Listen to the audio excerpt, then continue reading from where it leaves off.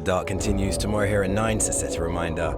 The late Sam Neill returns as defence barrister Brett Colby, defending an old friend against a murder charge. Stream all episodes of Cape Rock Killer right now on ITVX. Next year, the news.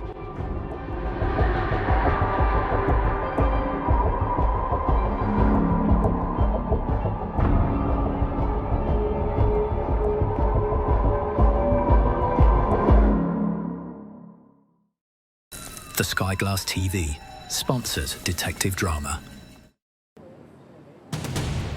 Coming up from Downing Street, the new Prime Minister's new Chancellor, plus football in morning for Kevin Keegan. And who are you? Harry Potter. Harry Potter. Harry Potter. Harry Potter. Harry Potter. Harry Potter. Harry Potter. Harry Potter. Harry Potter. Harry Potter. Harry Potter. Harry Potter. Yes. Gotta have a name, doesn't he? Just Harry. Harry who? Potter. Potter. Potter. Potter. Potter. Potter. Potter. Potter. Potter. Potter. Potter. Potter. Don't ask me to say it again. Every spell, every battle, every Harry Potter movie. Available now on ITVX. The Langham London, Europe's first grand hotel, must stand out in a crowded five-star market. At the Langham, it's pink, pink, pink. Providing luxury for 160 years. Inside the Langham, Britain's first grand hotel. Tomorrow at 7:30 on ITV1 and ITVX. 21? Yeah. Did you get 21 as well? I didn't count. So he drew wee doggy, somebody recognised his talent, and the world became his oyster. Oh my goodness. They mostly come out between 6 o'clock, 7 o'clock at night and 6 or 7 in the morning. Hidden NI, Friday at 7:30 on UTV and ITVX.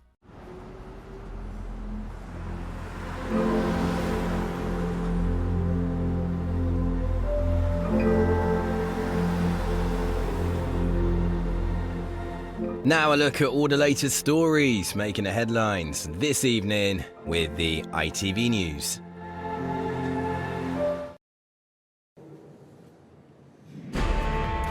Once again tonight, behind this famous door, we have a new Prime Minister. And it has been quite a surprising first day. It began routinely enough. Sir Keir Starmer made a dignified exit. I go with good grace, I go with a smile, and I go proud of everything that we have achieved. Thank you very much.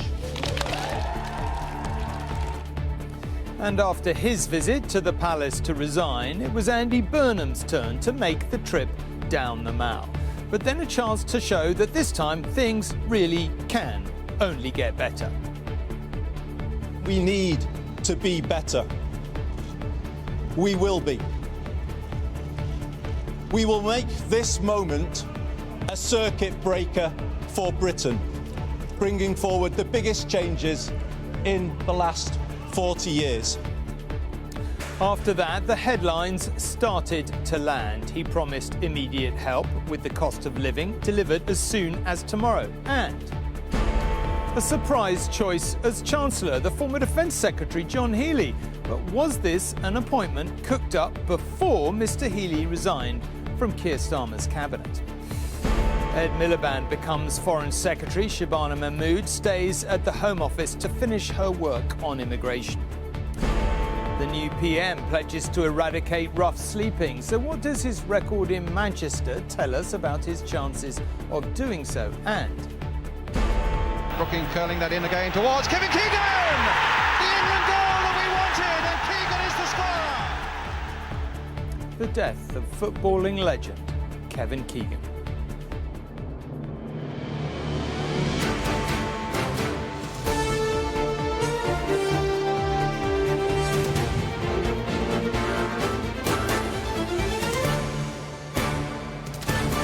From Downing Street, this is ITV News at 10 with Tom Bradby. Good evening from Downing Street, once again under new management. The latest occupant, Andy Burnham, acknowledged the revolving door nature of the past decade and promised stability as he stood in the street behind us here this lunchtime. This time, it really would be different, he said. This evening, he named the team he believes will achieve that. First and foremost, the new Chancellor. And credit to Team Burnham. They kept the name of John Healey, the former Defence Secretary, under wraps until the announcement. When it did come as something of a surprise, though it does beg the question, did they cook it up before Mr Healey resigned from Keir Starmer's cabinet? And does that make it all feel like something of a coup to be discussed? Ed Miliband got Foreign Secretary, Shabana Mahmood stays at the Home Office. Yvette Cooper got Health and Social Care. Louise Haigh, once Transport Secretary, will be Mr Burnham's right-hand woman as First Secretary of State. Mr Burnham made clear what he'd be working on as soon as he got inside number 10, ending rough sleeping.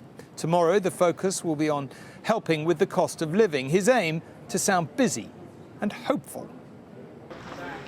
Andy Burnham has said he wants a new kind of politics. But before that, there were some ancient traditions to uphold. Let's go and see the King. The fourth Prime Minister of King Charles's reign. A king who may well have been thinking, how long will you last?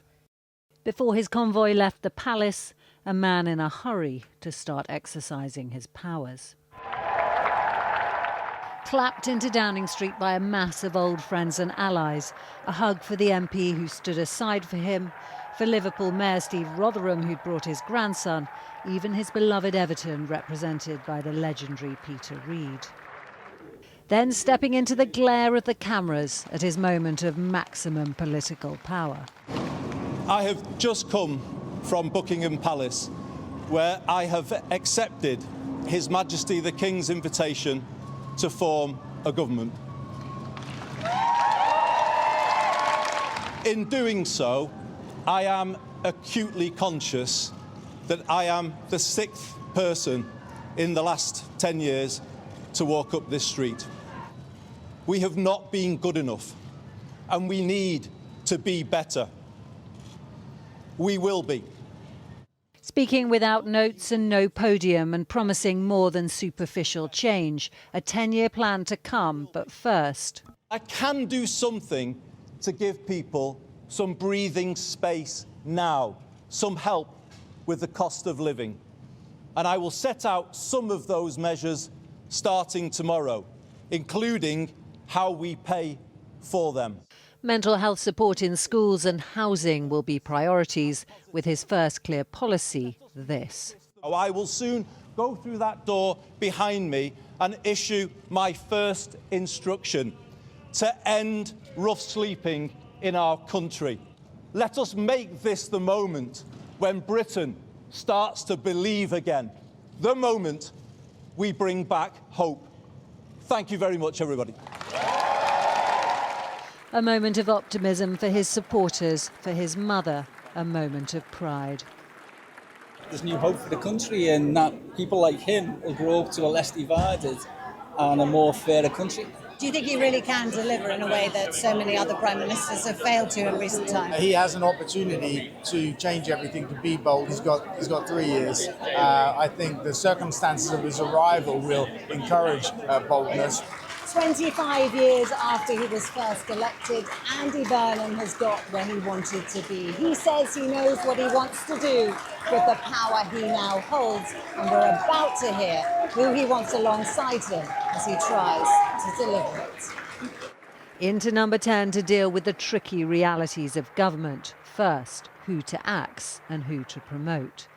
The two who'd been tipped as possible chancellors, Ed Miliband and Shabana Mahmood, arriving together in a show of unity. But former Defence Secretary John Healey was the surprise appointment to that role. The Prime Minister and I have talked about how we will work in lockstep to meet the fiscal rules with a buffer against uncertainty, and how we'll make life more affordable for working people right across the UK. So Rachel Reeves makes way for John Healey in number 11. Shabana Mahmood remains as Home Secretary. Ed Miliband takes over in the Foreign Office from Yvette Cooper, who moves across to Health. The new Foreign Secretary calling it the honour of his life. My parents came here as Jewish refugees fleeing from the Nazis, and for them Britain provided sanctuary and a beacon of hope in the fight against fascism. At a time when values of democracy, the rule of law and freedom are under threat as never before, I will carry that spirit their spirit into my work as Foreign Secretary. There was also a key job for Burnham ally Lou Haig, who becomes Chancellor of the Duchy of Lancaster, overseeing his agenda. And Angela Rayner is back in housing. But much of the old order are out, along with the boss they were loyal to.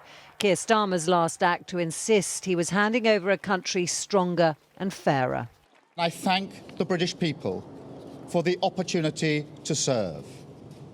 I go with good grace, I go with a smile, and I go proud of everything that we have achieved. Thank you very much. No bitterness on show at the abrupt ending of his career, but in the brutal way of politics, no longer his show. The hopes, the fears, the responsibilities of office, all on Andy Burnham's shoulders now. Romilly Weeks, News at 10. Well, I'm joined by Harry, as you can see here in Downing Street, and of course by Robert, who is in his studio for a special edition of the Peston programme tonight, coming up right after this. So do stay up and watch. Always well worth it tonight, doubly so. But Robert, let's talk about the Healy appointment maybe first of all. Fair play to Team Burnham. That was a surprise. They kept it under wraps. But given everything, defence bonds, potentially to fund defence and all the rest of it, feels like something that might have been the product of conversations for a while, which has left a lot of us thinking about his resignation, which was one of the last nails in the coffin for Keir Starmer of his political career. I mean, it smacks a bit of a coup, but does that, I mean, do you think there's something in that, or does it not matter at this point anyway?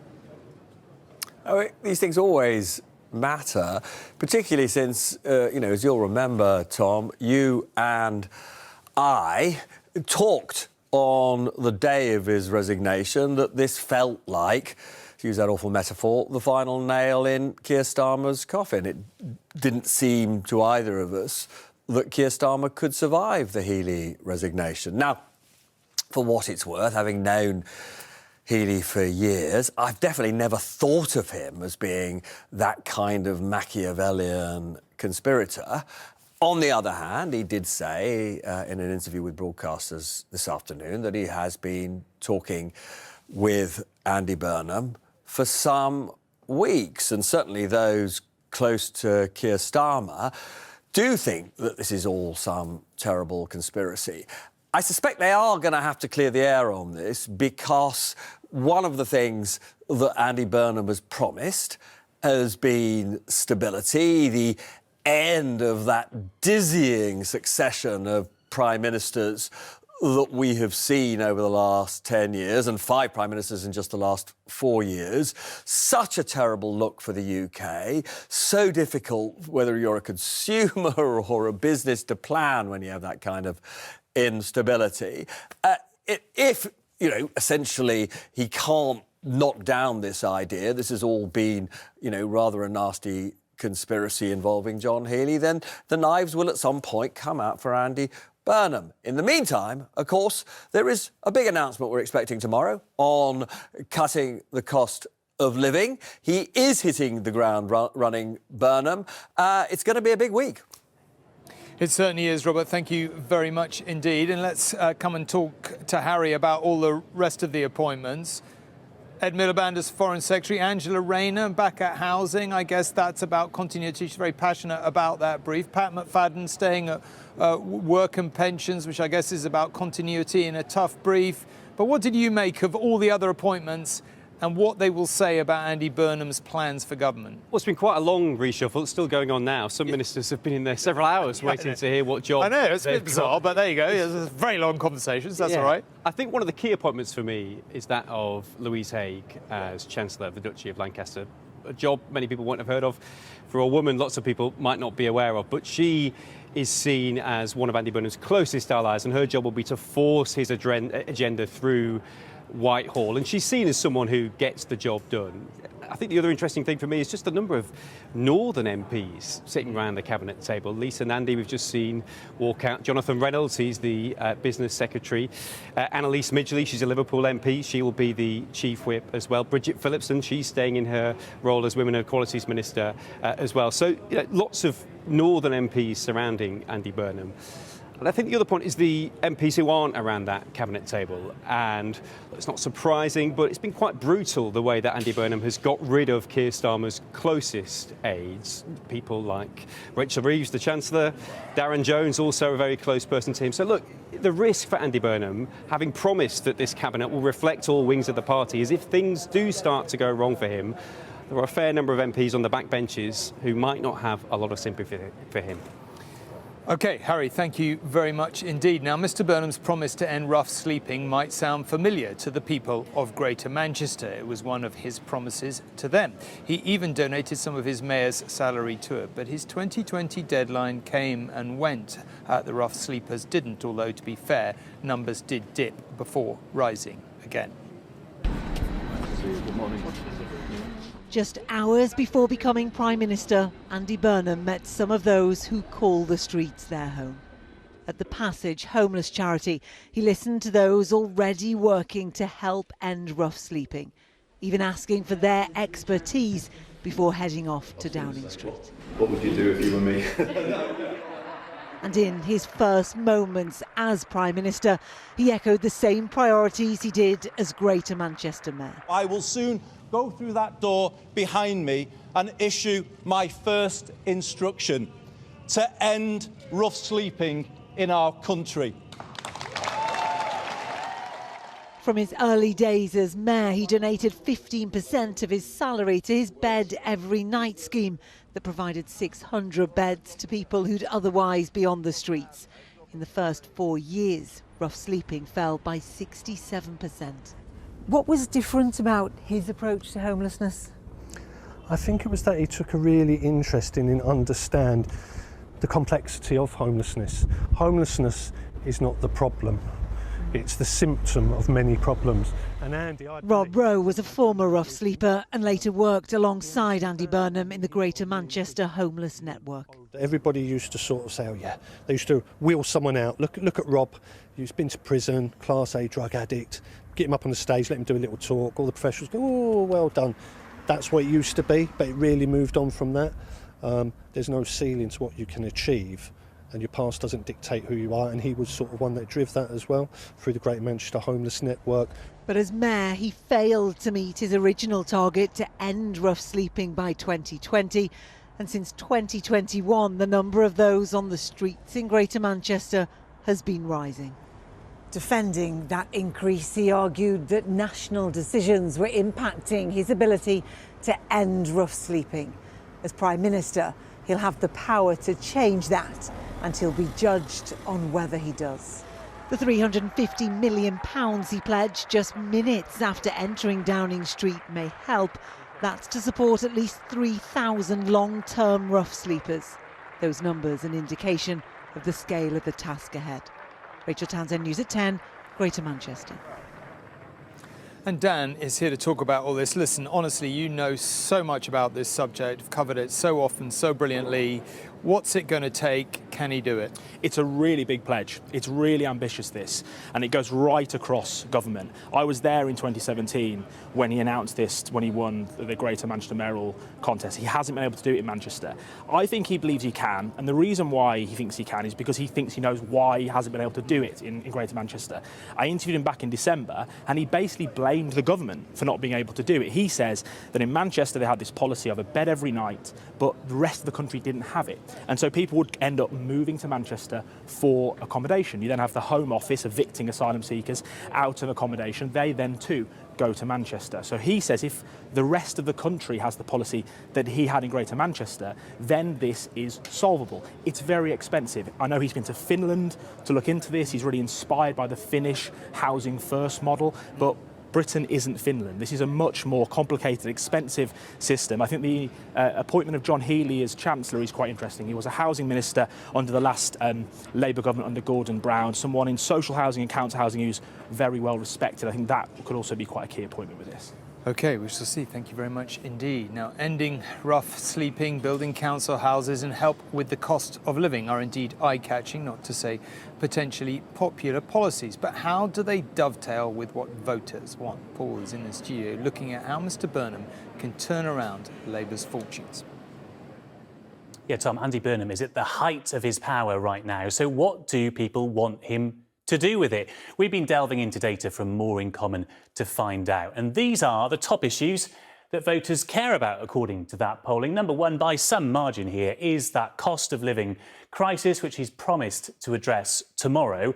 That is followed by some way behind the NHS and immigration. We didn't hear anything actually about these two priorities today. So how hopeful are people that Andy Burnham will address their concerns? This graph shows how many people think the government can improve their lives. So you can see some optimism here. When Labour first came to power in 2024, more than half of people felt hopeful, but it plummets down here as Labour bed into government. Then there are signs now, though, that it started to tick back up again since it became obvious that Andy Burnham would be the next Prime Minister. And at Leeds Building College today, they were willing to give him a hearing at least. I hope he has good ideas and good intentions, for everybody. It could be good if he does follow through with them. I think the fact that he's sort of like a bit of a career politician, I feel that sort of alienates him slightly from me. He's done some positive things over in Manchester, and if he can bring them nationally, it would be great to see those changes. So across the general population, how popular is Andy Burnham?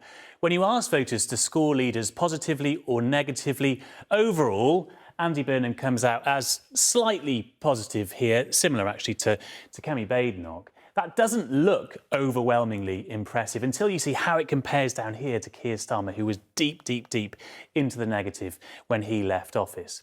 So could Andy Burnham win an election?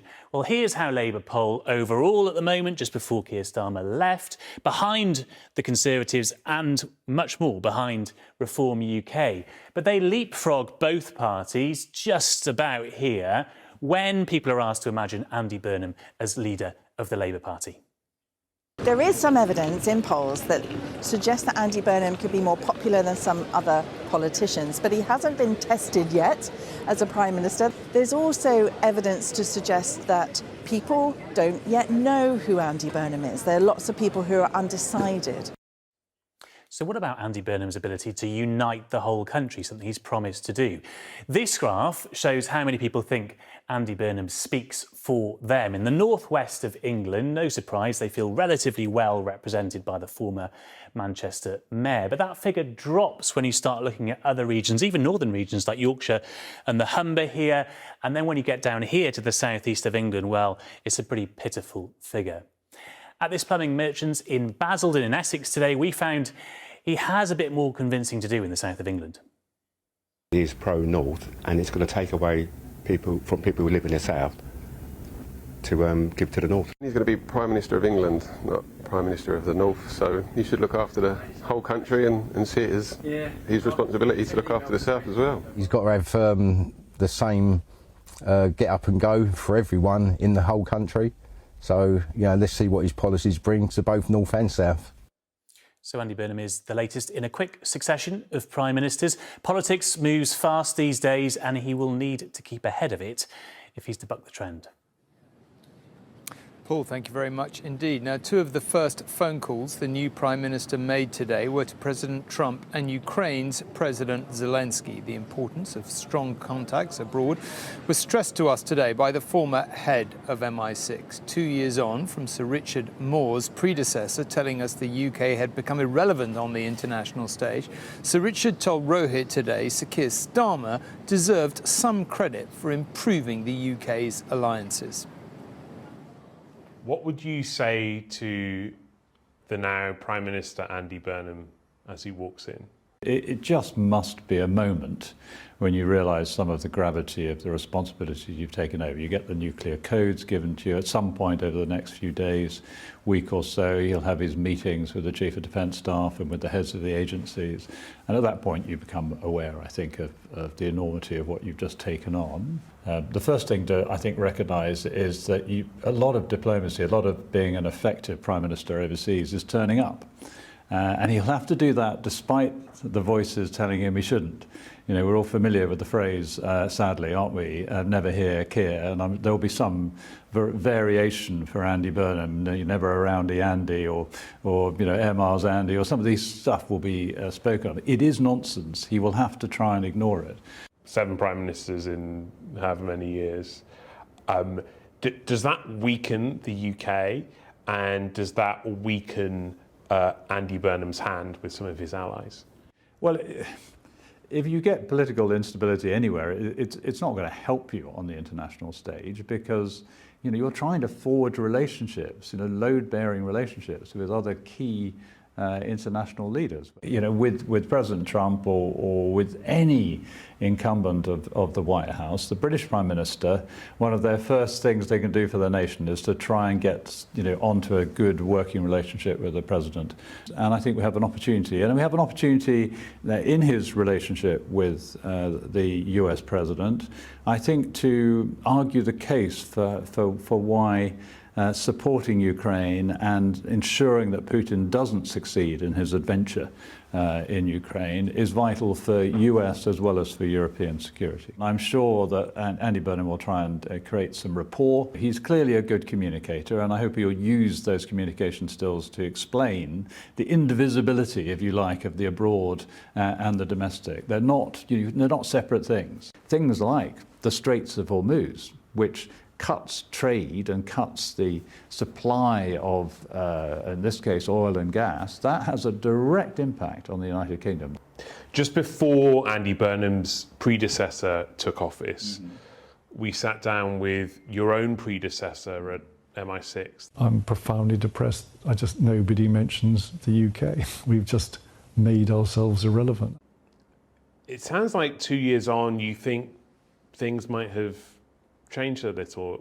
Well, it's nice to hear mention of Alex, and we miss him. We lost him way too young.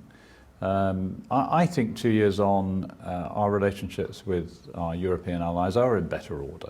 Keir Starmer deserves a bit of credit for taking alliances very seriously and really putting the effort into it. I don't envy him. The world that he's facing coming in as Prime Minister is a very contested world. And yes, he's got his hands full. Well, in other news tonight, the man who police have been holding for the past week on suspicion of the murder of the former MP Anne Widdecombe has now been charged with it. Miss Widdecombe was found dead at her bungalow on Dartmoor 11 days ago. Joshua Kerry was arrested in Rotherham in South Yorkshire 2 days later. He'll appear in court tomorrow. On any other day, the death of the footballer Kevin Keegan at the age of 75 would feature much nearer the top of our programme. He both played for and managed England, as well as being a hero to 2 sets of passionate fans at Liverpool and Newcastle. Twice he was voted Europe's best player. Kevin Keegan chasing this one, doing so well. Kevin Keegan was pure box office. His silky skills and trademark perm made him unforgettable on the pitch. And it looks like I'm falling. His irrepressible charisma off it, winning him admirers across the game and beyond. The son of a Yorkshire miner, he scored on his Liverpool debut and won just about everything going in his 6 seasons there during the 70s. But Keegan wanted more. There wasn't a team really that could touch us. We could lose games, but they couldn't beat us if we all played anything near our best. And I just felt, crikey, I'm 27 now, and there's got to be some more improvement in me. Ever the pioneer, he headed to the continent before foreign transfers were what the best players did. So popular at the German club Hamburg, they called their diminutive forward Mighty Mouse. He returned to England to play for Southampton and spent 2 seasons with his beloved Newcastle as a player. before coming agonisingly close to winning the Magpies their first league title in decades as their manager in 1996. Although he ruefully accepted he was more famous for succumbing to Alex Ferguson's mind games in perhaps football's most famous post-match interview. But the real Keegan was much softer. Far better person than he was either a player or a manager. The Newcastle fans always saying there's only one Kevin Keegan, and there is. I honestly don't think we'll ever see the like. He was an amazing person. A born leader who also captained and briefly managed England, Keegan's cancer was revealed by his family 6 months ago. Today they said Kevin had been battling cancer and was surrounded by his wife and daughters in his final moments. A double Ballon d'Or winner, Kevin was a much-loved husband, father and grandfather. The Prince of Wales calling him a truly remarkable footballer and manager. Another Newcastle legend, Alan Shearer, writing, "My hero, my manager, my friend. Sleep easy, boss." And perhaps because he never forgot that football's about the fans most of all, they adored him too. First in Merseyside, forever in Newcastle and beyond. A pint-sized impresario who was one of football's giants. Remembering the goals and many talents of Kevin Keegan, who has died aged 75. Now, the current crop of England footballers are back at home after their best World Cup finish since winning it in 1966. The victorious Spanish side got their heroes welcome in Madrid this evening after a tournament that tested football's brush with the brash, hosting on the other side of the Atlantic. In the end, it's a homecoming fit for football's greatest prize. Few outside Argentina would argue. Huge crowds in Madrid tonight, national heroes for another generation, and a triumph for the old world in the new world. Where from the start it was clear the American host would go, and if FIFA President Gianni Infantino didn't endear himself with ticket prices out of reach of ordinary fans, the money rolled in, $15 billion in all. The stands were full, and FIFA thinks even bigger will be even better next time. I think there's a very high chance that the 2030 World Cup could consist of 64 teams. That will be more money from commercial sponsors, more money from ticket sales, and more money from broadcasting. So as far as FIFA is concerned, it seems pretty much a no-brainer. But not by many more besides. Underdogs like Cape Verde to stir the heart. While the Scots won many admirers, though not enough matches. Fan there, and is epitomised, frankly, by Donald Trump, you know, who basically talks about soccer, who talks about wanting to, you know, the game and knowing it, and does it with a kind of a level of ignorance about it, really. And I'm not sure we'll ever crack that market. Spain will defend their title on home turf next time, 4 years away. The countdown starts now. John Ray, News at 10. Well, let's return to our top story, and Romilly has been watching this all day. I mean, a bit surprising on the upside. What did you make of today? Well, Tom, you were in the street as I was when Andy Burnham delivered his speech, and I thought there was a real tangible sense of a new direction. Here was somebody who was capable of outlining a rather more optimistic vision for the country, but also of what it's possible to achieve in government. It wasn't just presentation on either. There were those concrete promises on homelessness, on cost of living too. You get the sense that this team has really learnt from the old one and wants to hit the ground running. I'm sure they'll be pleased as well that they managed to keep the big news of the appointment of John Healey as Chancellor secret, but what a job that he's got on his hands. There are all these indications of what Andy Burnham wants to spend money on, but no indication of where that money is coming from. The political picture might have changed, but the economic reality really hasn't. OK, I guess we'll get more idea tomorrow. But Romilly, thank you very much indeed. And that is it from Downing Street for tonight, and hopefully in the nicest possible way for a while. Sir Keir Starmer said his goodbyes, claiming he was leaving with a smile. Gracious of him, really, considering he was honestly forced out. The architect of his demise, Andy Burnham, rubbed in a bit of salt. We need to be better, he said, and got rid of most of Sir Keir's team, swapping in John Healey as Chancellor, as discussed. So where does that leave the unity Mr Burnham talked about in the speech he gave behind me here? We know what happens to Prime Ministers when parties split. We saw it here again today. I guess we will see. Susanna and Ed will have Good Morning Britain from 6 o'clock, but from Downing Street once again. It's good night, and thank you for watching.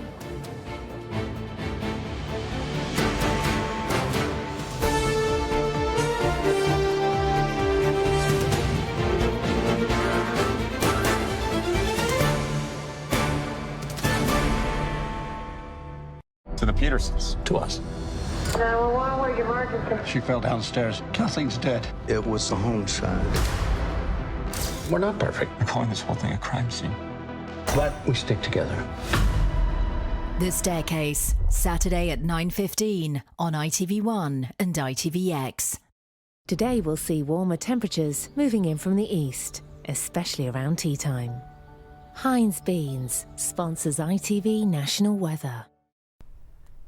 Hello again, a very good evening to you. Hope you've had a lovely start to a brand new week. It continues to be largely dry across the UK. Once again, as we move through the night, the chance of a few light and passing showers just skimming that far southeastern parts, but very frustratingly not enough to make a difference to the extremely dry conditions that we've had there over the last few weeks. But as you can see, other than that, it's all very settled. High pressure remaining in control, in fact, for the rest of the week. And as we move through Tuesday, it's more of the same, largely dry, lovely sunny spells. Temperatures rising to 25 or 26 degrees at their highest. I'm afraid rather cool and cloudy though across Northern Ireland. Temperatures there just around 19 degrees. But as we look ahead to the next few days, we do continue with that very settled picture thanks to high pressure. Some good sunny spells, the chance of a few isolated showers in the north. Temperatures rising, particularly in the south as we get to the end of the week. Good night, sleep well. Heinz Beans sponsors ITV National Weather.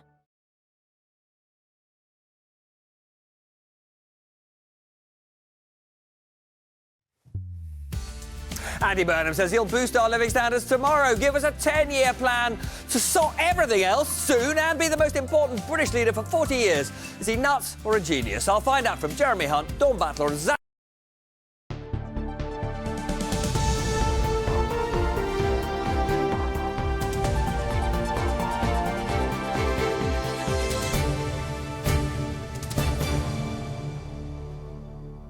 Good evening and welcome to the news from UTV. Hilary Benn is leaving his role as Secretary of State as the cabinet reshuffle continues this evening under the new Prime Minister. As Andy Burnham chooses his top team, Mr Benn has pledged to support him from the backbenches. It is not yet clear who will become the new Secretary of State here.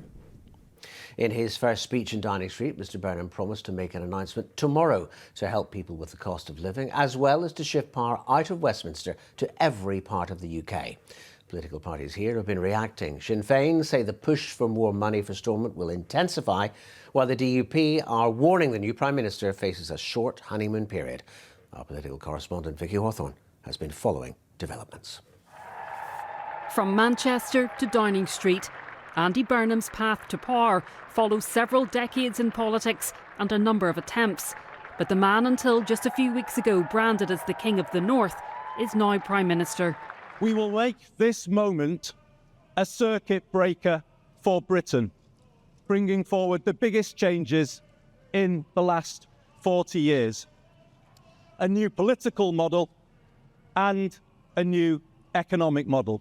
And we will take power out of here and carry it into every postcode in the land so that they can do more. Mr Burnham's speech followed an audience with the King when he officially became the UK's 7th Prime Minister in 10 years. And after just 2 years in office, the 6th bid his final farewell. I go with good grace, I go with a smile, and I go proud of everything that we have achieved. But Sir Keir Starmer also departs, leaving his successor with a host of problems to solve. not least a demand for more money from Stormont. Ultimately, the fact that we now do have a new Prime Minister, I think we will look to see that being accelerated, because frankly our health service, our education service, communities, infrastructure, all of the departments that we have in our executive simply can't afford to wait. So I suspect that this Prime Minister will have a very short honeymoon period, though he is absolving himself or absconding himself from Parliament over the next 5 weeks, and Parliament was prepared to come back and to engage with him. We'll not get a chance to question or engage with him until September, and then there'll be a short window before the conference recess. But I wouldn't be surprised if there were choppy waters ahead after an initial calm 5 weeks. So I think we need to see now how he's going to do this, how he's going to be able to afford to do the things that I think Keir Starmer wanted to do, but said he couldn't afford to do. So how does he balance the equation? How does he balance the spend that the last Prime Minister couldn't? In his first speech as Prime Minister, Andy Burnham has promised help for people with the cost of living, with an announcement as soon as tomorrow, something parties here believe is much needed. We have an opportunity now ahead of the budget in autumn to make sure that he actually reverses some of those previous decisions that were made in the budgets in 24 and 25 and actually listens to people. We're in the summer now, but we know that home heating oil has gone through the roof. It has risen twice in the last week, and we know that by the time September, October rolls around, families will be in even more crisis. So Andy Burnham does need to make some tangible changes. He is dealing with the same imbalanced UK economy. He is dealing with the same existential crisis that the UK is having about who it is and where it fits in the world. Mr Burnham's steps to taking over the Labour Party and Downing Street have been described as a bloodless coup. The days and weeks of decisions and challenges ahead are unlikely to be as easy. Vicky Hawthorne, UTV Live. Elsewhere in politics, and the Ulster Unionist Party is setting up an independent, confidential process to handle potential complaints regarding Jeffrey Donaldson's time in the party. Leader John Barrows confirmed an external organisation will be appointed for anyone to share information or concerns. It follows the 63-year-old's conviction last month for 18 historical sex offences. Donaldson, who has since launched an appeal against his conviction, began his political career with the UUP. Jeffrey Donaldson in our party, he left 21 years ago, he joined the party over 40 years ago, so it is a long time ago. And we've done some initial checks and we can't find any record of complaints having been made about him. But I want to make sure that we leave no stone unturned. 2 people have died in a single vehicle crash in Ballymena. It happened in the Glenariff area on Saturday night. A 41-year-old man as well as a 31-year-old woman who's been named as Natasha Gove from Ballyclare were pronounced dead at the scene. A man has been seriously assaulted in North Belfast this evening. The attack happened inside a residential property in the Dunkern Parade area shortly before 6 o'clock. 3 men, one aged in his 30s and 2 aged in their 40s, have been arrested on suspicion of attempted murder. Staying in North Belfast, a man in his 50s has been injured following a hit and run this evening. It happened on Glandore Avenue just after 6 o'clock. A 35-year-old man has been arrested. A 14-year-old boy was among 3 people arrested during disorder in West Belfast on Saturday night. There has been widespread condemnation of the disorder as crowds clashed with police on the Stewartstown Road after people had gathered to watch youths, many with their faces covered, taking part in e-bike and scrambler riding. Police investigating the disorder and illegal scrambler bike riding have charged a 27-year-old man with disorderly behaviour. Jordan Moore reports.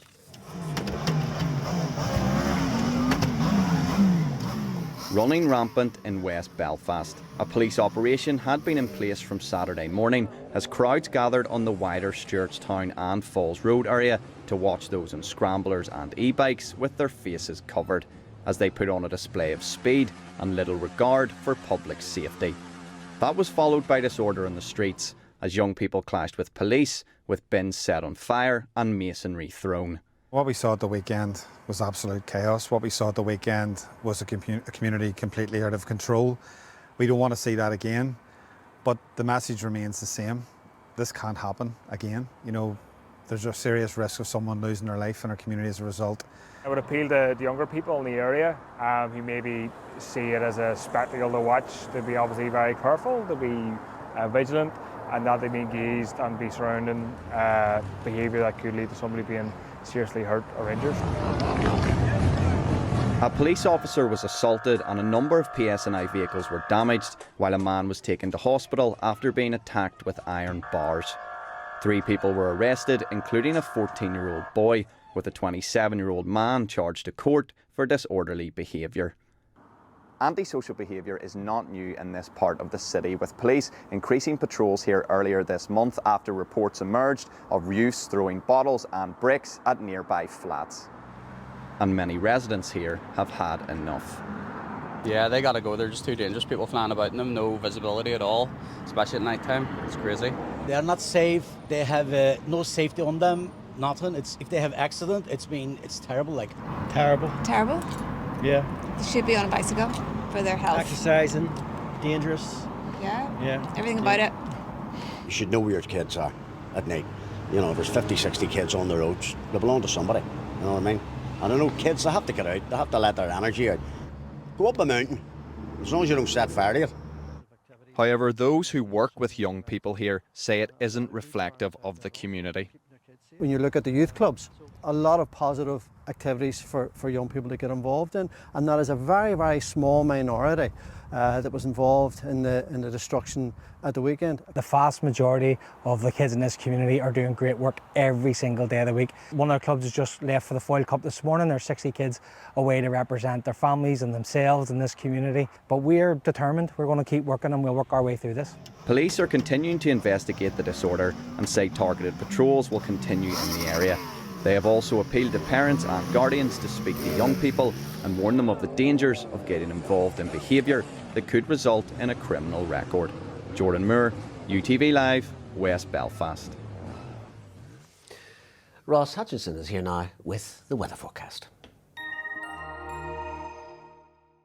Bringing the warm sunshine outside, inside. UTV Weather. Sponsored by the Grant Arona R290 heat pump. Hello, good evening. Cloud amounts varying as we make our way overnight. Where the cloud is thick enough, we could see a little bit of drizzle, but generally staying dry. That is the setup through the next few days. There's plenty of cloud coming and going, some decent sunny spells developing at times, warm in that sunshine, and it is staying mostly dry. High pressure tending to dominate as we head through at least the next few days. But spilling over the top of that, we've got the breezes coming down from the north, picking up that cloud, pushing it further inland. And again, it's just where the cloud is thick enough. We do have a little bit of drizzle in the mix, just picked up here, the blues appearing occasionally. Elsewhere though, it is staying dry, the cloud thinning as it moves its way further south, and temperatures holding up thanks to that cloud cover coming and going. We've got overnight lows around 13 or 14 degrees, so head start for temperatures as we head into Tuesday morning. Starting the day tomorrow as we ended today, the clouds feeding its way in from the north, so thicker cloud here, that risk of drizzle and patchy rain. The brighter skies developing the further south you go. Some decent sunny spells into the afternoon, so it's here we're seeing our top temperatures of around 20 degrees. Then through the next few days, little in the way of change. Yes, the cloud amounts will vary, but we do hold on to brighter breaks. Temperature-wise, we'll look at highs in the low 20s. UTV Weather, sponsored by the Grant Arona R290 heat pump. And that is the latest in Northern Ireland this Monday night. You can see more all of our stories online. Just search for UTV News. Your next local update will be with Katie Andrews during Good Morning Britain. That's tomorrow from 6 o'clock. Until then, from all of us in the newsroom, thank you for watching and good night.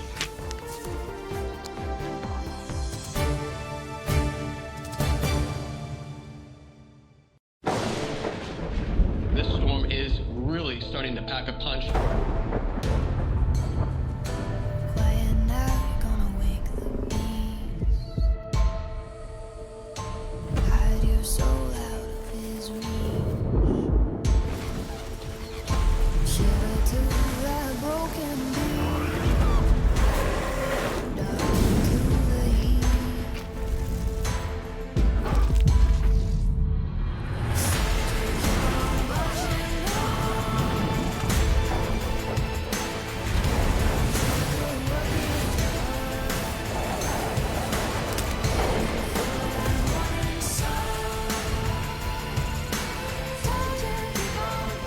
Where extreme weather meets extraordinary survival. A major new series, Force of Nature, starts Sunday at 7 on ITV1 and ITVX.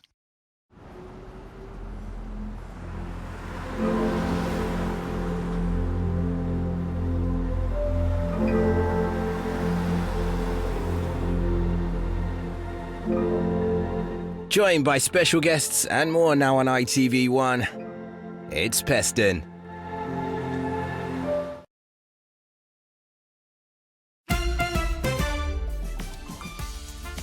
Is Andy Burnham the goat or bonkers? He says he'll sort living standards tomorrow, all our other problems in just a few weeks, and will be the most consequential Prime Minister for more than 40 years. Is this the kind of confidence we all want to see, or reckless hubris? I'll test that out with the former Chancellor Jeremy Hunt, influential Labour MP Dawn Butler, and the Green leader Zach Polanski.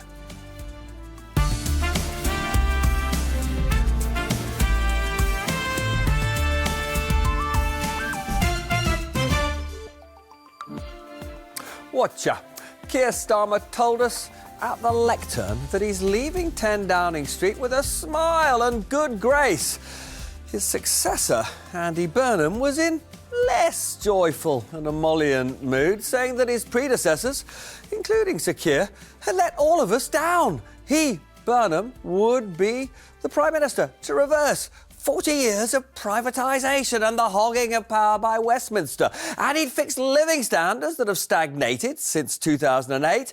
He'll have a 10-year plan to sort the rising cost of welfare, reverse the collapse of social care, and give defence the £10 billion odd that his new Chancellor, John Healey, believes it desperately needs. But fret not. Burnham will still honour Labour's manifesto. He won't increase the main taxes, and he says he won't borrow recklessly. It all adds up if you believe in the tooth fairy, or at least unless and until he comes up with a credible plan to revive the economy. As for his other pledge to make the job of Prime Minister a little more secure than that of a Premier League football manager, good luck with that, now that he's created quite a few enemies by that extraordinary purge of his cabinet. Pippa. Yes, well, Robert, in recent weeks, Burnham has been able to defy the Westminster norm of everything being briefed out or leaking, and kept both his appointments and his policies under wraps. And everyone in the party then, Labour Party, then projected all their hopes and expectations onto him, which means when he starts filling those posts and starts fleshing out those policies, inevitably there's going to be quite a lot of disappointment. And it's against that backdrop that he's made his single most important appointment, that, of course, of John Healey as Chancellor, the man he needs to deliver his vision. And Healey is really the compromise candidate between Ed Miliband and Shabana Mahmood. He is somebody that Burnham hopes will keep Labour MPs happy. And they also hope, of course, that he'll reassure the bond markets when they open tomorrow. Now, I mean, quite a lot of very reputable media organisations said last week that Shabana Mahmood was a done deal as Chancellor.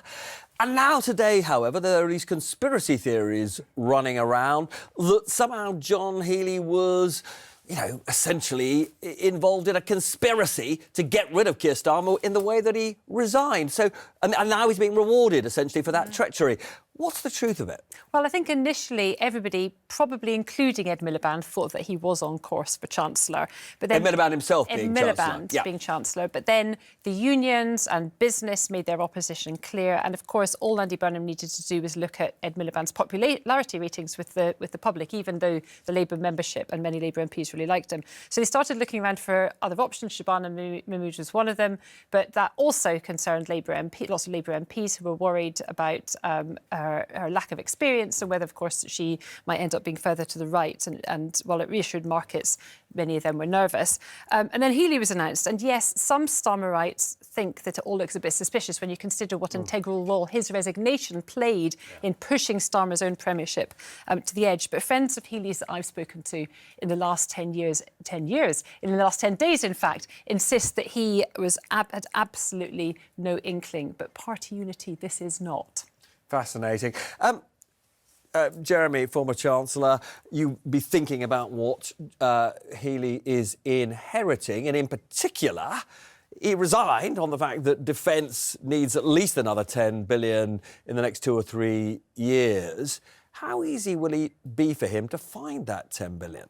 Well, if Pippa is right, him becoming Chancellor was as unexpected as me when I became Chancellor, which was a totally unexpected thing. Well, you certainly didn't expect Liz Truss to give you the job. Not in a million years. But I would say that the one thing we know from today which I think is very good news, is that the Ministry of Defence is going to get the money that it needs, because it would be impossible for John Healey, having resigned as Defence Secretary, saying he didn't get enough of what he needed to keep the nation safe. And in fact, on your point, just briefly, I mean, Downing Street have briefed that is precisely what Andy Burnham told Mark Rutte, the NATO Secretary-General, this very evening. Well, that all makes sense. But, of course, that is Healey, the former Defence Secretary, who will no doubt... In fact, it really almost doesn't matter for the Ministry of Defence who becomes Defence Secretary, something we don't yet know, because what they care about is the money. And they are going to get the money. Whether it's 18 billion or 28 billion, it will be a sizable increase on what they were offered under Keir Starmer. But that is John Healey, the former Defence Secretary. John Healey, the Chancellor, has got to deal with what you were talking about earlier. Where's he going to get the money? Which is that, Andy Burnham has been spraying around promises. He's promised money for social care, for council houses, for the cost of living, and, of course, now defence. And that is going to be a huge headache. And I think that says something else, which is that taxes are going to go up. And they're not going to go up by a little. They're going to go up by a lot. Jeremy, I'm going to come back and talk to you in more detail about all of that. But, Dawn, a number of your colleagues were genuinely very anxious. They were, ringing me up saying they did not want Shabana Mahmood to be Chancellor. Are you relieved by the shape of the cabinet you're seeing? Shabana staying at home, John Healey as Chancellor? I think Andy's putting together a team of experienced MPs in positions.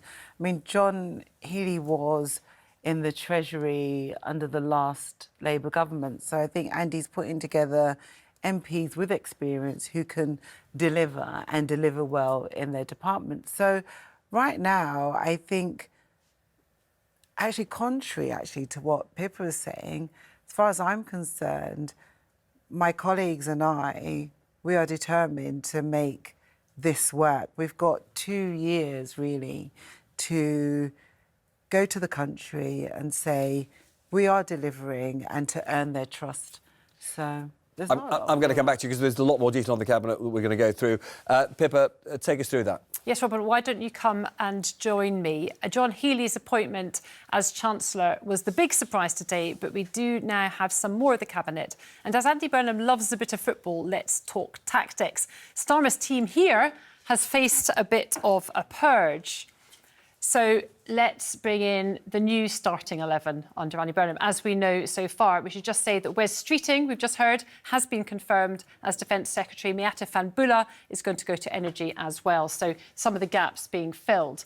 But Ed Miliband, the man who we at one point thought would be Chancellor, now, of course, at Foreign, a big job, and questions around, yes, he's got lots of international links and relationships, but what does it mean for Labour's position towards Israel, for example? What does it mean for Labour's relationships with the US? And also on climate change. This is a man, of course, who has made a huge priority of tackling climate change and will want to take that with him to the international stage. I mean, Jeremy, can I just ask you, as a former Foreign Secretary, do you think there's any chance Ed Miliband can get on with, Secretary of State Rubio, with Donald Trump? I think people who become Foreign Secretary do need to find their inner diplomacy pretty quickly, but it's a very curious choice. And as indeed, it was rumoured that Rachel Reeves was initially offered Defence Secretary, which she turned down. And I think, to put those two in those two roles does rather show that Andy Burnham doesn't yet have an ear for foreign policy and the pressures of foreign policy, because those are not two people who would have been particularly reassuring to the outside world. Well, I mean, Pippa, can I just ask you, we don't know for sure that Reeves was offered defence, but is there any world in which she could have taken it? We do know that she was offered something else and refused it, and that it was a big job. And the speculation, of course, is that what it was defence. I mean, for what it's worth, my take is that it would have been impossible for her to say yes, particularly to defence, and it was a way of enabling her to step down with dignity. But Jeremy's point about Wes Streeting and Ed Miliband representing Britain on the UK stage is an interesting one, because Andy Burnham has, of course, said that he wants to focus much more on domestic policy, and he'll need them to be the face. They'll need him to act on his behalf on the international stage. Shabana Mahmood, of course, is staying at the Home Office, another big appointment. Now, she was very keen to stay put, despite all the speculation around her being Chancellor, she has got some quite controversial reforms. I'm interested to know what Dawn thinks of some of her plans, for example, for indefinite leave to remain. Lots of MPs are a bit anxious about those. She now appears to have Andy Burnham's blessing to continue with them. And can I just ask, on Louise Haigh, who's played an enormously important role for Andy Burnham in actually getting him into this job. She's now First Secretary. Do you think she is actually the second most powerful member of the government now? Well, given that the triumvirate of Andy Burnham, James Purnell, his Chief of Staff, and Lou Haigh were the three people who were inside the black box when it came to keeping all that information we're talking about secret up until this point, she is definitely one of the most powerful people in the government. And I think it's inevitable that she will continue to be. She's going to be in charge of the Cabinet Office, and we have a real grip on the direction that the government, or the political direction that the government takes. But we should have a little look back at the old Cabinet and some of the sackings. Of course, we've talked about Rachel Reeves, the fact that she's going to go on the backbenches. David Lammy, of course, another big beast in the Cabinet. Can I ask you that? One of the things that came into my head, I'm going to ask Dawn about, this is a slightly painful question, but David Lammy always wanted to be Mayor of London. Do you think he'll now be the candidate in the next election? Well, it certainly is an option for him now, isn't it? In a way that it probably wouldn't have been had he been at the heart of government. Of course, there are other possible candidates. Like one Dawn. of them joined How us do you feel? here. Yes, exactly. So we know. Studio. I mean, obviously, you're the Peston show pick for London Mayor, but what do you feel about Lammy? Is he going to give you a run for your money? I don't know. I don't know. He hasn't spoken to me. Everything's very raw, isn't it? It's very new, so who knows? But it's been something that I've been eyeing up for quite a while, so who knows? Now, it has been, Dawn, actually quite a big purge. It is dangerous for Prime Ministers when they get, push so many people out. Do you think these sacked ministers will be loyal enough to prevent instability? I think ultimately we are one family, right? We are a Labour family. We are a broad church. And we don't often get a Labour government. And the decision isn't like everybody's own personal ego. It's whether we are going to work together as a Labour team to deliver for the country. And that is what's got to be at the forefront of everybody's minds right now. There speaks the optimist. I have to say, we've all been around. We've all been around politics for that long time. I'm also very positive. People don't like it when they lose their job. Delighted to be joined by Zach Polanski. Zach, great to see you. One of Andy Burnham's consistent messages in recent days is he wants to work with the other parties to build consensus, for the thorniest issues.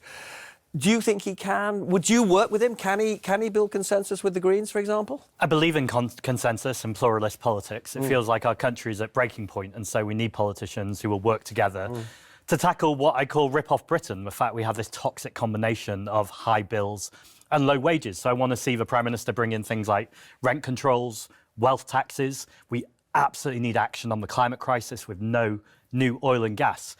My problem is some of these appointments today suggest we're looking at continuity Keir Starmer. Now, to be fair, it's only day one, so they might surprise me, and I'll be the first to applaud them if they do. But appointing Shabana Mahmood as Home Secretary, for instance, this is the same minister who's been performatively cruel, not just performatively cruel, actively cruel to migrants and refugees. I'm talking about deportation videos, messing about with indefinite leave to remain, talking about making asylum seekers review their cases every 30 months. And so what we really need is change. And what I'm seeing Andy Burnham do is try and appeal to reform voters. I'd remind the Prime Minister that at May local elections, the government lost 4 times as many votes to the Green Party than to Reform. So yes, I'm willing to work where there's agreement, but where there's disagreement, I'm absolutely intending to replace them. I mean, I'm going to come to you on specific issues, but do you want to try and defend Shabana when it comes to the way that she has tried to reduce small boats and crack down on immigration? Do you know what? I think ultimately Andy has said how he's going to govern as Prime Minister. And he has said that some of the decisions that were made under Keir were wrong. And the decisions that Shabana and that took. some of the backbenchers, when they were protesting, were right. And so he's encouraging debate and he's encouraging discussion, and we will be having a lot of debate and discussion about some of the policies, and that's the reality of the situation. So, would you cooperate, for example, on reform of social care, which Andy Burnham has made a very big personal priority? His dad is suffering from Alzheimer's. He said his dad doesn't even know that he's become Prime Minister. Obviously something very close to his heart. A huge crisis in this country. I mean, social care is an absolute ticking time bomb, and I think all politicians need to rise above it. There's been calls for a long time of cross-party talks, and I believe that that work has started. And so, yeah, I'd absolutely support that. I think the wider question, though, is making sure that we've got wealth taxes so there's more money in the economy. We hear far too often there's no money left. But we live in a situation where the 50 wealthiest families in this country own more wealth than 34 million people. So it's not true that there's no wealth left. What we need to redistribute is the wealth from the very wealthy and make sure we're putting that back into our communities. The question I have for Andy Burnham is he willing to take on those vested interests? We can't just continue as things are as normal. He needs to be ready to take on power and wealth, and I've not seen that from him yet, but I accept it's only day one. I mean, I think pointed out to you directly before that if you look around the world, you know, a wealth tax would raise some money, but really not that much. Well, it's both about revenue raising, but it's more actually about the fact that those assets are being hoarded. And the more that assets are hoarded, very wealthy people, for instance, if you take the billionaires in this country, take the poorest billionaire, they only have £1 billion. They're still earning a passive income of £1 million every single week. Now, you could give a good go at spending £1 million every week on hospitality or services. You're going to struggle after a while, though, and you're going to start to buy more assets. And that hoarding of assets is actually a big problem, both in terms of making sure that people can get on the property ladder or that there's investment in our communities, because it's being hoarded by a small few. So we need wealth taxes, yes, because that money is important to, you know, go into our National Health Service, our education system. But it's just as important, actually, that we get that flowing around the economy. When it comes to voter reform, which he has historically said he is committed to and hasn't backed away from, although says it's not going to be a priority for his first term. Are you going to try and keep him to his word on that? Well, it's absurd for it not to be a priority in the first term. So this is double-sided. In one way, I'm pleased that he talks about proportional representation. It's clear that he does believe in it. But then it doesn't make sense if you recognise that the first-past-the-post system is so utterly broken and is resulting in fully undemocratic decisions. You don't acknowledge that and then say we're going to have one more go at an undemocratic system to then result in a democratic outcome. I think it's very clear we're now in a 5-party system, 6-party system in Wales and Scotland, that it's not working. And so we badly need to change the voting system. I'm pleased he said he's going to have a commission, a National Commission on Electoral Reform. But what I would urge him to do is to get on with that and to bring in the change in voting system before the next election, not after it. As I said earlier, Jeremy, it's very important for Burnham, if he's going to hit any of his targets, that he gets the economy going again. How worried would you be that if one of his earlier acts were a wealth tax, that actually that would drive quite a lot of investment offshore? I would be extremely worried, and I'm afraid, you know, I think Zach's views are totally economically illiterate, because, you know, the reality is that if you started introducing wealth taxes, which, as you rightly say, economists say would raise only, you know, perhaps £500 million, quite small sums of money relative to the £1 trillion that we spend in public spending every year. But what you would do is you would drive away a lot of wealth creators, a lot of entrepreneurs, a lot of investors. And if you want economic growth, you need investment. And every 1% that GDP grows up, that's an extra £10 to £12 billion for John Healey, the new Chancellor, to spend on the NHS or social care or all the things that we really want. Something like this will actually destroy the investment that leads to that growth. It would be incredibly damaging. This is 40 years of neoliberalism and trickle-down economics. And Jeremy is always very civil, and I intend to return the same tone. But I would say politely that you've been at the core of that neoliberal project, and I think it's utterly failed both in this country and around the world. Let's look at what's happened over the last 40 years, because actually GDP has nearly doubled in size, and we should have been much better at spreading wealth and opportunity. I fully agree. I think that is one of the lessons. But we have grown much, much wealthier as a country since the 1980s. And to try and pretend that hasn't happened is to ignore all the things that we've learned about wealth creation, which is you need to... And this is the thing that I think worries me, Robert, is that we've had lots and lots of spending commitments from Andy Burnham. He's been spraying them around left, right and centre. Not a word on how he's going to help wealth creators. I think you're proving my point, though. We live in one of the wealthiest countries in the world, but you can speak to almost anyone and people know that they don't feel wealthier. Their bills are going up, their wages aren't going up. We're seeing people struggle. We're seeing nurses queuing up at food banks. So it's just not working. And actually, we need a fundamentally different economic system. Are you going to help those people if you drive entrepreneurs abroad? The very people who create... Well, I think there's a lot of evidence. In fact, we've been seeing it over the last couple of years. Switzerland has a wealth tax, a place with famously known... Tiny wealth tax. Well, let's look at Spain and its solidarity in fact, tax. I think the vast majority, 3/4 of the countries that had wealth taxes in the 1990s have scrapped them because they didn't work. And what they found is actually they were driving away the very people they needed to create jobs in the economy. And that's the risk you're taking. I think that's fundamentally misinformation. Ultimately, where things haven't worked is because they're not designed properly. The answer there is not to go, well, we can't do it. The answer is to go, well thank you for ruling out what doesn't work. Most countries have scrapped their wealth taxes because they destroyed wealth and opportunities, not for rich people, but for ordinary people Let's who design depend one on that those works, jobs. though. And because it's fundamentally unsustainable, the economic system we have.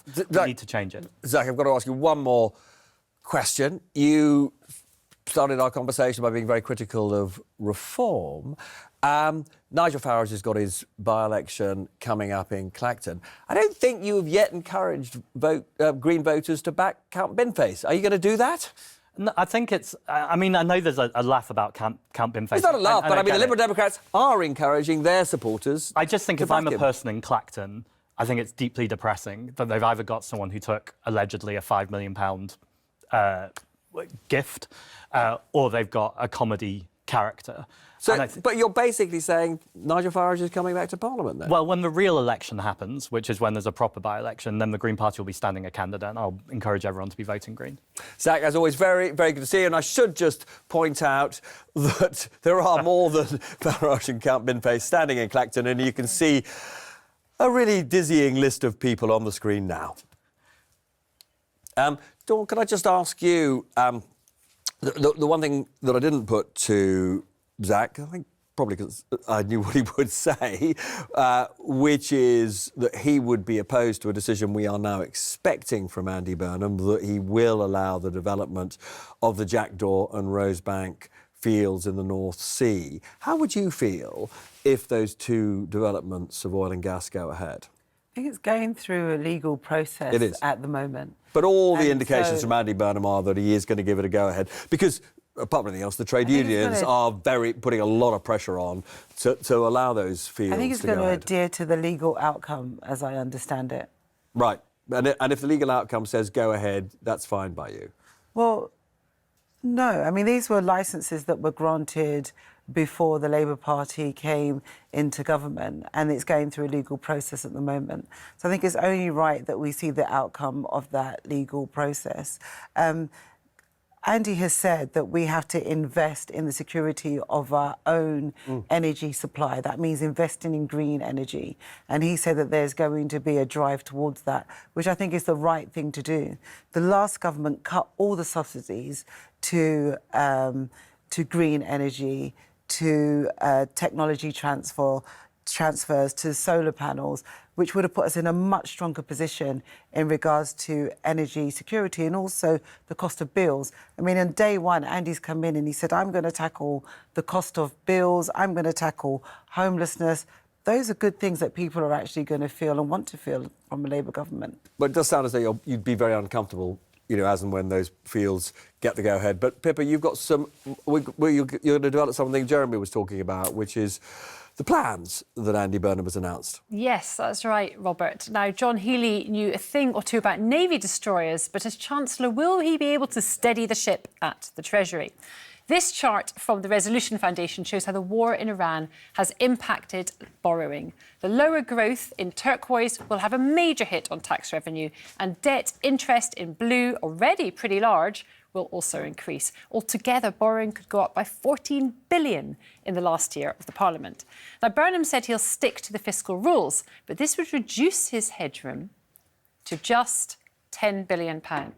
the same amount Rachel Reeves left for herself at her first budget, and of course that quickly disappeared. Now, our new PM said that he'll announce measures to reduce the cost of living tomorrow, but does he have the money? The Resolution Foundation thinks targeted energy support, cutting bills for households that need help, would cost £2 billion. But if he does a universal measure, like removing levies on electricity, then that rises to £2.6 billion. We know Burnham loves his buses. Dropping the fare cap by £1 would cost around £200 million. And housing is not something he'll touch immediately, though relinking housing support to rent is one possibility, but that would cost £2.5 billion. Altogether, these would halve his £10 billion of breathing space. Now, one thing he's talked about, which our next guest, Dan Needle, will have a view on, is how much voters in Makerfield mentioned the threshold freeze for the tax-free personal allowance.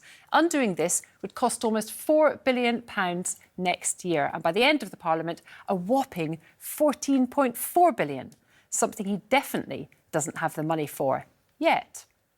Thanks, Pippa. Now, I'm delighted to be joined by the tax expert, Dan Needle. Dan, Pippa and I actually were both at a briefing in the Downing Street garden with the new Prime Minister today, and he was asked about whether he would end the freeze on the tax-free personal allowance, and he basically said yes, but he can't do it immediately because it's complicated and he hasn't got the money now. But you've been looking at the whole issue of if you really wanted to help people on lower incomes to keep more of their money, improve their take-home pay. You don't think that unfreezing the tax-free allowance is the best way of rewarding those people, do you? The thing about the personal allowance that makes it attractive to politicians is that almost everyone will benefit from an increase in the personal allowance. If you're earning more than £12,570, raising the personal allowance is a tax cut. Problem is, because so many people benefit, the amount we'd all benefit by that tax cut is small. Let's imagine he wants to use £5 billion. That would increase the personal allowance by about £500. The benefit of that to everyone paying basic rate would be £100 a year, £2 a week.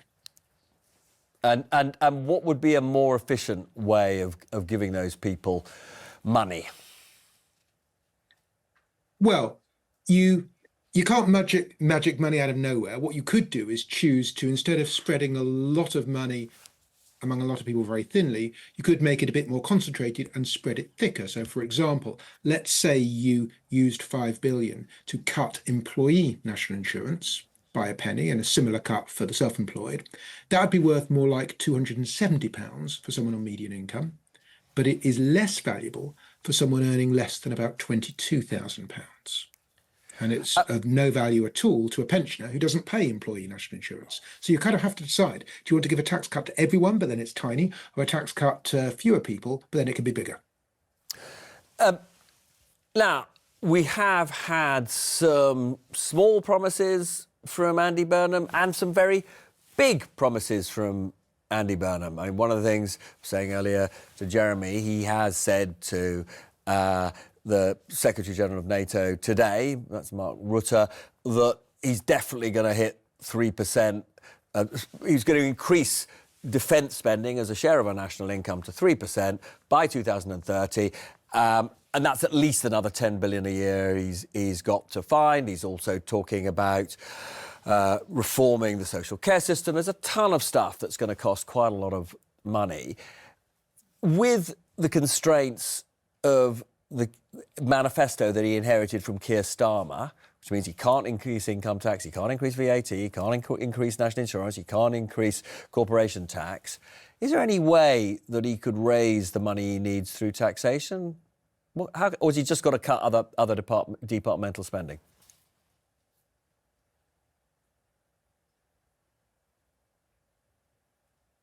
I thought you were going to ask the politicians that question. No, I'm asking you. It's a political question, and I don't really. No, but you've done a lot of work on what individual taxes can raise. I mean, I've seen your wonderful charts about all of this. So you do have thoughts about how you can raise significant sums of money outside of the big taxes.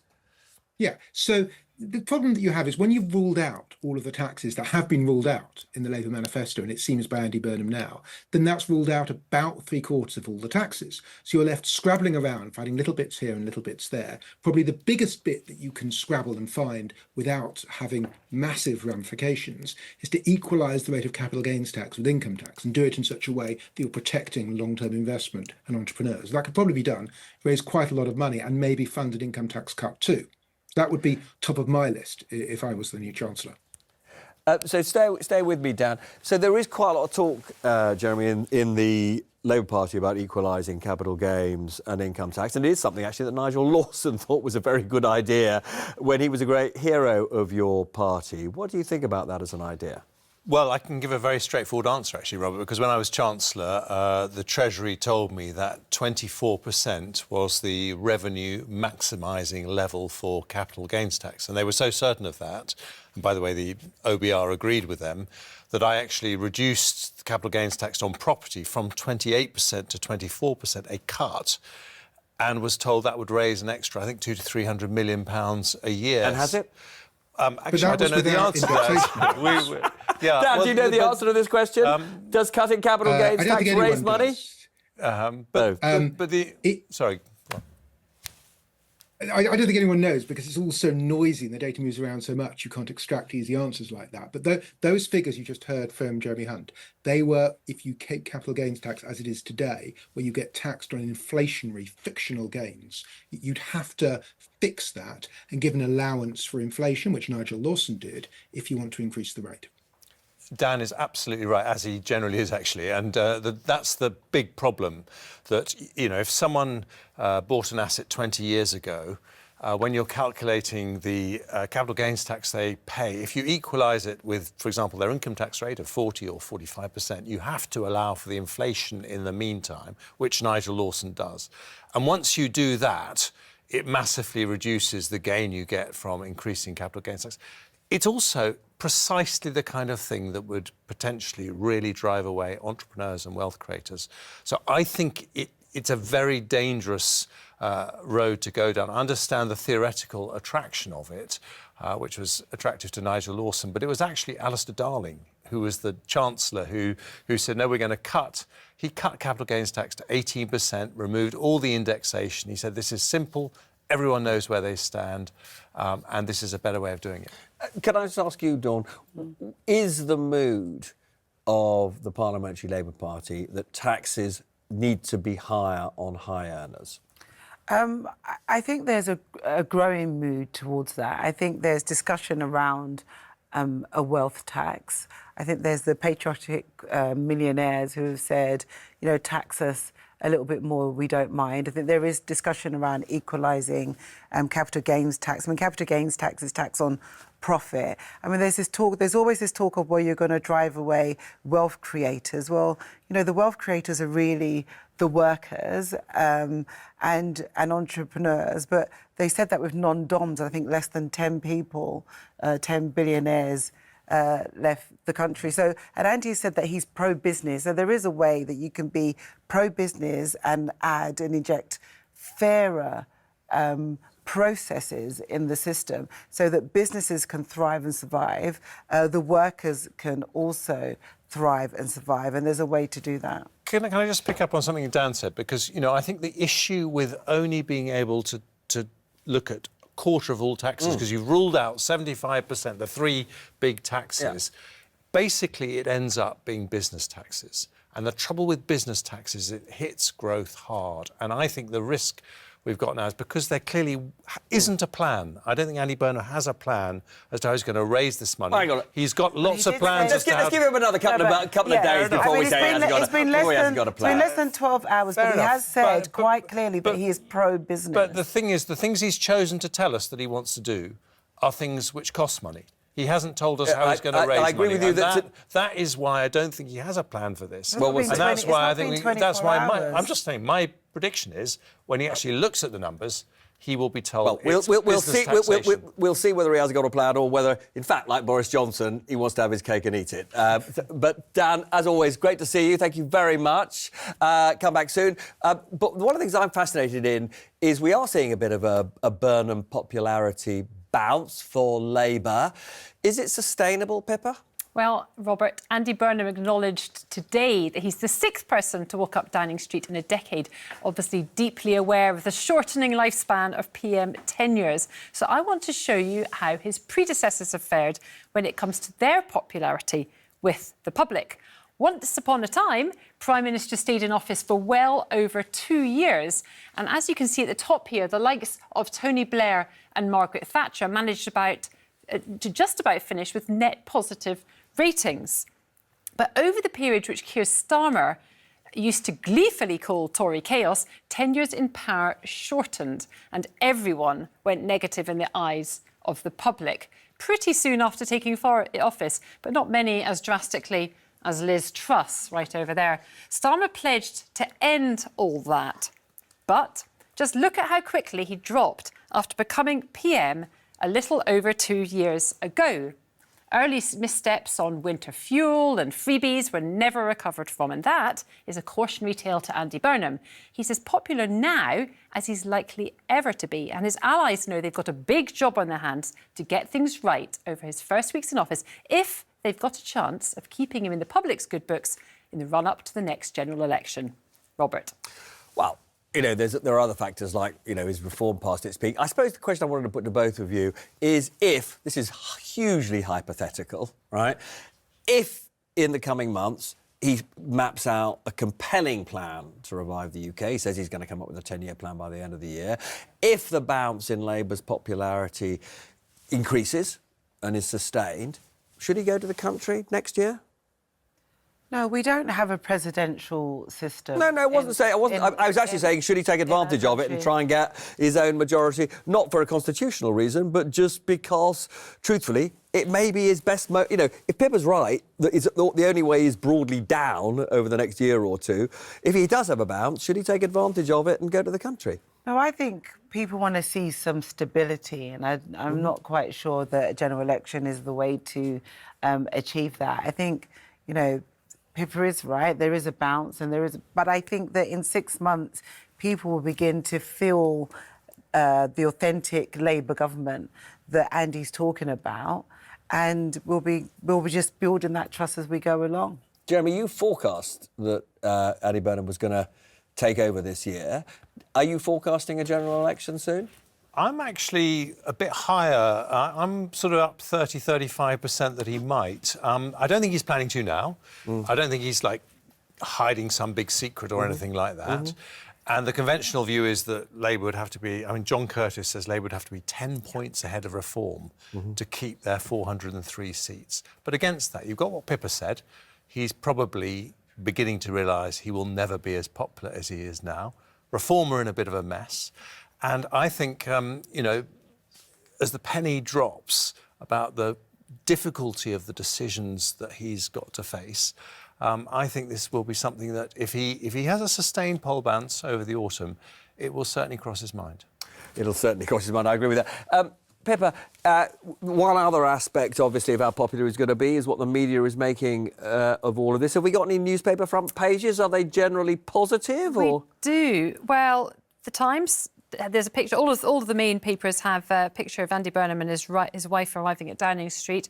The Times there, new PM starts with a purge. Well, that was a statement of the bleeding obvious, to the departure of many Starmerites from the cabinet. You can look at my newspaper, my story there. Burnham arrives at PM. More To positive. bring back home at hope at the Guardian. That's the better. It's something which I think a lot of people actually say that they want more from politics. They want a bit more ambition and hope and sort of forward thinking about the country rather than just slagging off the other side. And then we also have the Telegraph also going in on Andy Burnham addressing the crowd at Downing Street without notes, could have gone terribly wrong but didn't, and saying that he's pinning his hopes on John Healey to stabilise the markets and indeed his reputation on the economy after comments that he made earlier today, of course, on borrowing and fiscal prudence. We'll see how that goes in the coming days. A delicate moment for them. So it's certainly, as you say, quite an important moment. Joe, can I just ask you, I've noticed that Reform are basically saying general election tomorrow, but actually Kemi Badenoch is not saying that.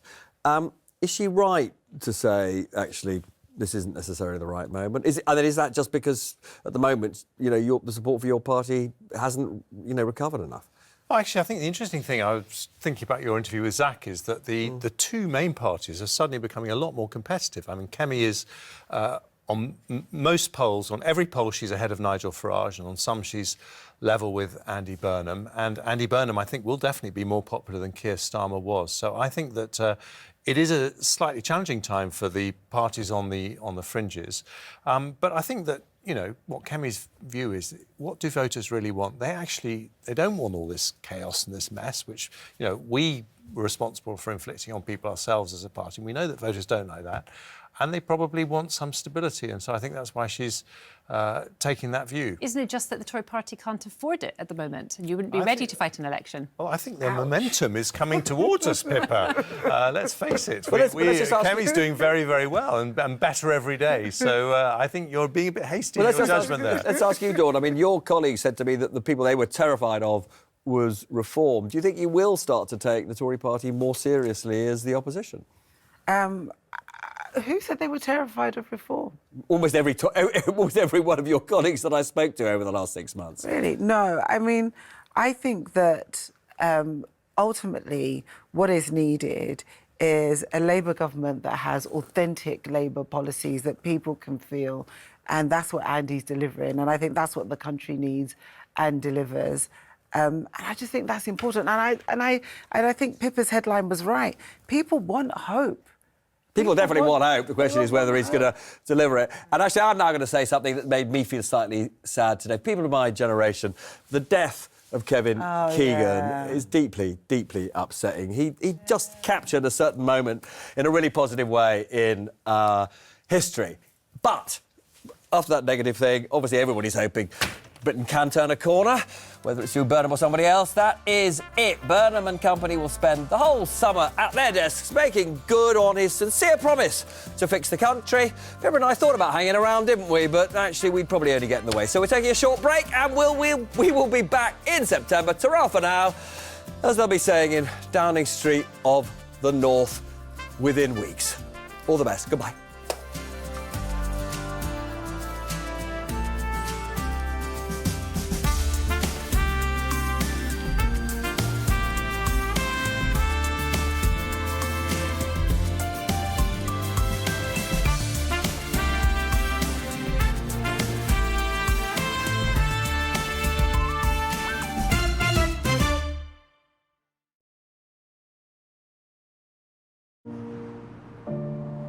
In Japan, we believe that the best way to continuously improve is to reimagine what is already here.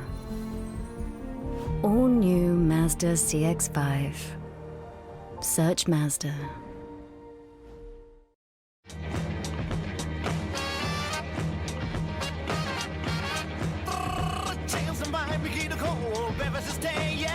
Get package holidays from £399 per person.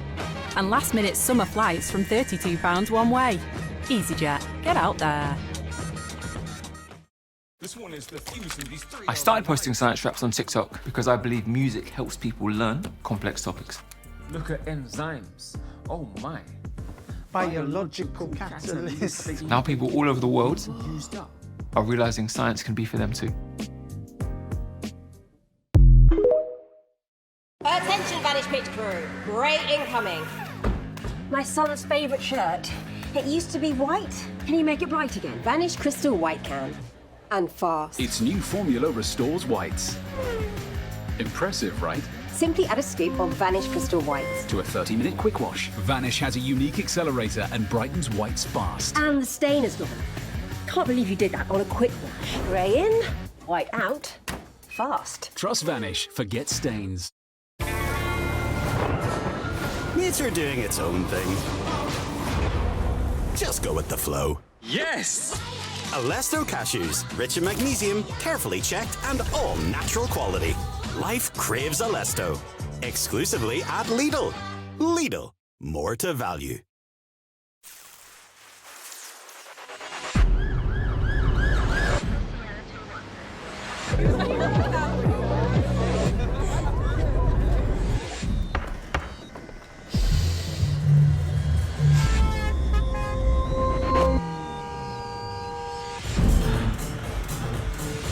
No matter what you might think, there's no place for drugs behind the wheel. Never, ever drive on drugs. Roadwise up. Dad! Dad! I'm a genius. I can make us penguins fly. Well, that's gonna be tricky without wings. Exactly. That's why I've got Red Bull. It gives you wings. All we have to do is drink it. And how? Oh, come on, Dad. Just drink it. Huh? But why? Why? It's 40 degrees below. Or did you just think we're standing here for fun? Red Bull gives you wings, but only if you drink it. Oh. Very dry, tight, sensitive skin? Relieve it in 60 seconds with the Fino Skin Relief. Enriched with soothing triple oat complex, clinically proven to help restore skin's moisture barrier and intensely hydrate your skin for 72 hours. Aveeno. I keep thinking about doing my MTD. Been putting off MTD? Get it done simply with Sage for free. Just connect, sort, submit.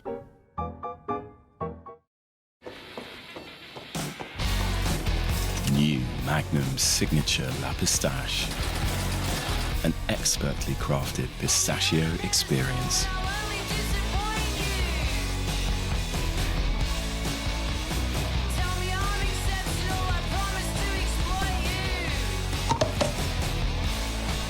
And Signature La Pêche, an expertly crafted peach experience. Designed for pleasure. When they mean the world to you, having Pet Plan Pet Insurance can help you get them the best care. Save 10% when you sign up at petplan.co.uk. You've got me wrapped around your finger. Do you have to let it linger? Do you have to? Do you have to? Do you have to let it linger?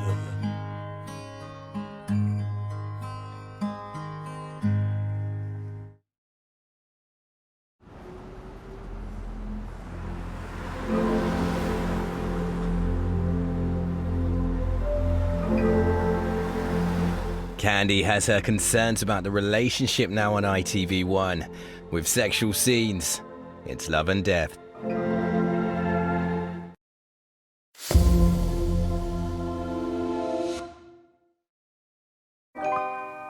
Baby, you understand me now.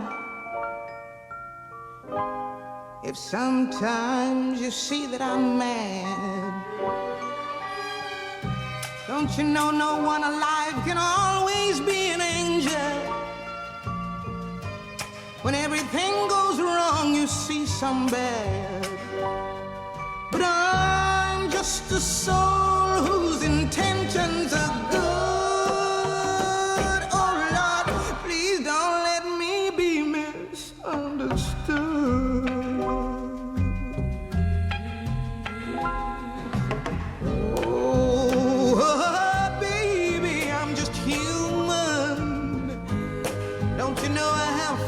Like anyone. Sometimes I find myself alone regretting some little foolish thing, some simple thing that I've done.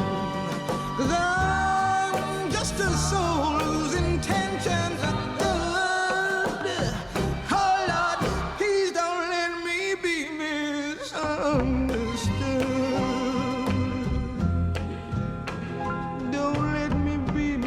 Misunderstood. I try so hard, so please don't let me be misunderstood. Just a dream, just a dream, just a dream. All our plans and all our schemes. How could I think you'd be mine?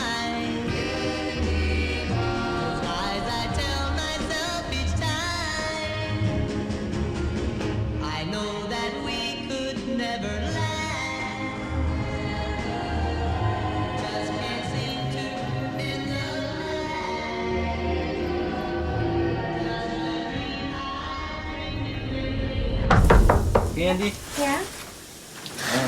I'm due back at work soon. Oh, sure, come on in.